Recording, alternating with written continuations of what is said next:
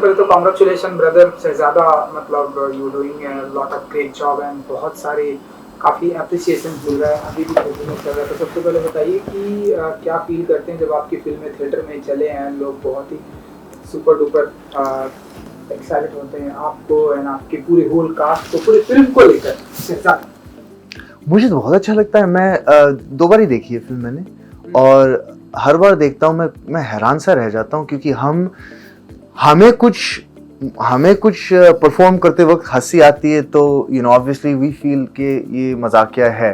लेकिन जब थिएटर में जाके लोगों की हंसी सुनते हो आपके कुछ परफॉर्मेंस पे या आपके कोई सीन पे, तो अलग तरह का मजा है। खासकर मेरे लिए, मैं पहले फिल्में ऑब्वियसली कर चुका हूँ, लेकिन पहली बार शहजादा एक ऐसी फिल्म है जिसपे मतलब बहुत ही मशहूर, बहुत ही वेटरन कलाकारों के साथ काम करने का मौका मिला है मुझे। तो ऐसे बड़े पर्दे पे मैं और परेश जी साथ में हैं, या मैं और राजपाल यादव जी साथ में हैं, या मैं या मनीषा जी, रोनित जी साथ में हैं, तो वो देख के मुझे बहुत खुशी हुई इस बार।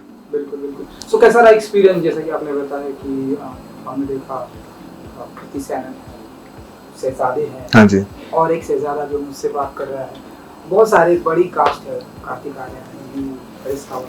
कैसा रहा सभी के साथ का एक्सपीरियंस एंड आई थिंक हर एक फिल्म का अपना एक एनर्जी होता है, एक पल्स होता है, और वो पल्स वगैरह हमारे डायरेक्टर साहब जो हैं वो हमेशा बनाते हैं। और रोहित जो है, बहुत ही दिल के इतने साफ़, इतने अच्छे और बहुत ही क्रिएटिव इंसान है। और उनका हमेशा ये रहा है कि सेट पे अगर किसी कलाकार, किसी एक्टर में के दिमाग में कोई भी आइडिया आया ना, तो वो कभी घबराते नहीं, वो कहते हैं हाँ बता आइडिया, और फिर उसका टेक लेते हैं। तो मेरे लिए तो मुझे बहुत मज़ा आया सबके साथ काम करने में, खासकर हमारे डायरेक्टर साहब के साथ, क्योंकि जैसे एक सीन है जिसमें शहजादा में, जहाँ पर मुझे किसी को ना बोलना है, लेकिन मैं इतना नर्वस हूँ कि मैं ना नहीं बोल पा रहा हूँ। तो पूरा ऐसे थिंक शायद 3-4 मिनट का सीन है और कोई डायलॉग नहीं है, लेकिन बार बार मैं ऐसे एक्टिंग कर रहा हूँ जैसे मैं ना कहने जा रहा हूँ, नहीं हो पा रहा है।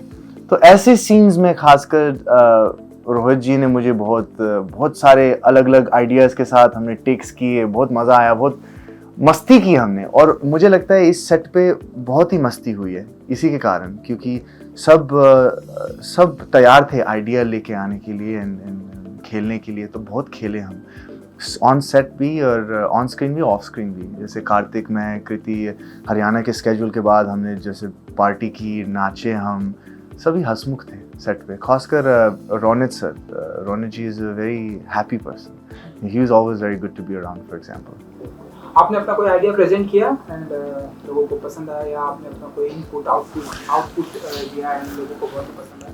या ऐसे बहुत सारे, राज का कैरेक्टर ऐसा है कि ऐसे उसके बहुत सारे ऐसे सीन हैं जहाँ पर वो है, और सिर्फ शायद सीन किसी और के बारे में हो, लेकिन वो आता है 2 मिनट के लिए, 1 मिनट के लिए।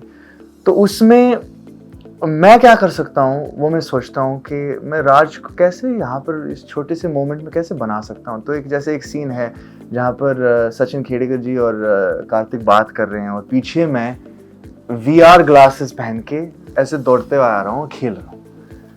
तो छोटा सा मोमेंट है, लेकिन मैंने सोचा इसको कुछ बनाते हैं। तो मैंने पूरी अपनी दिमाग में दुनिया बनाई, जैसे मैं VR का कुछ खेल रहा हूँ, और पूरा क्रेजी ऐसा सब कुछ मस्ती की मैंने। और फाइनली जब जाके मैंने थिएटर में देखा, लोग हंसे, तो मुझे बहुत अच्छा लगता है ऐसे ना, जब तुम मेहनत करो फिर लोग तारीफ करते हैं या हंसते हैं, तो ऐसा लगता है कि हाँ कुछ हुआ। तो ऐसे बहुत सारे आइडियाज़ रहे हैं। खासकर मेरा एक बहुत बड़ा मोनोलॉग है सेकंड हाफ में, जो बहुत ही ऐसा लगता है रोहित ने ऐसे सेटअप किया है जैसे कि राज का कैरेक्टर बहुत ही गूफी इंसान है, वो बिगड़ा हुआ है और मतलब ऑब्लिवियस है, उसको ग्राउंडेड नहीं है।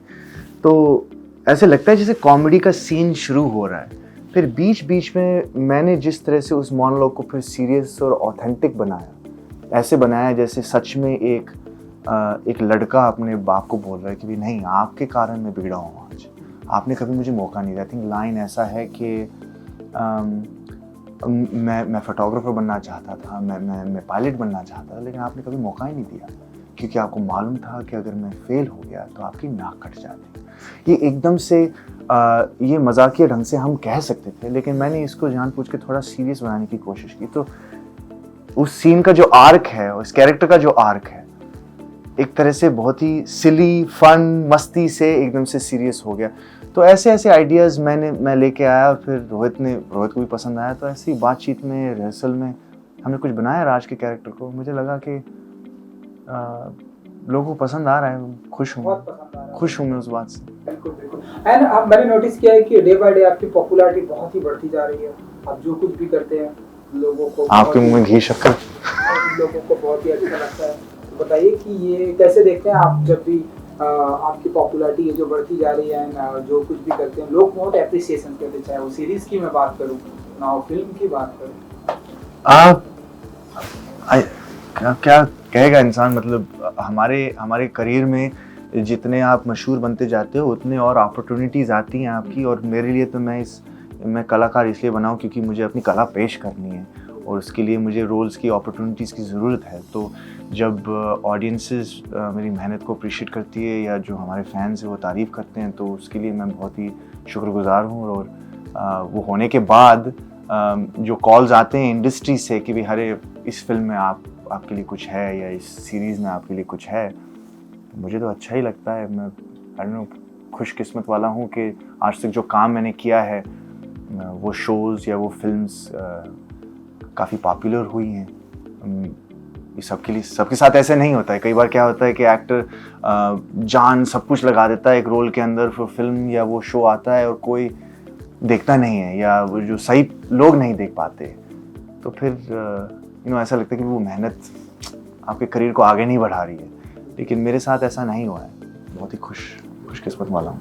एंड मैंने नोटिस किया कि आपकी सीरीज भी बहुत ही हिट हुई है, जो सीजन 3 भी आने वाला है, जो बहुत ही अनदेखी, बहुत ही बेसब्री से इंतजार है। अनदेखी season 3 I think shooting done या कंप्लीट? नहीं, अभी बाकी है।